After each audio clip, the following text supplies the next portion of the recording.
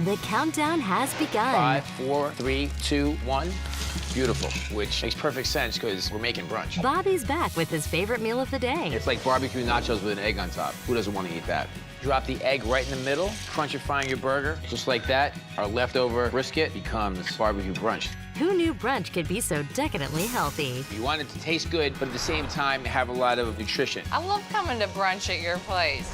Brunch at Bobby's on Food Network.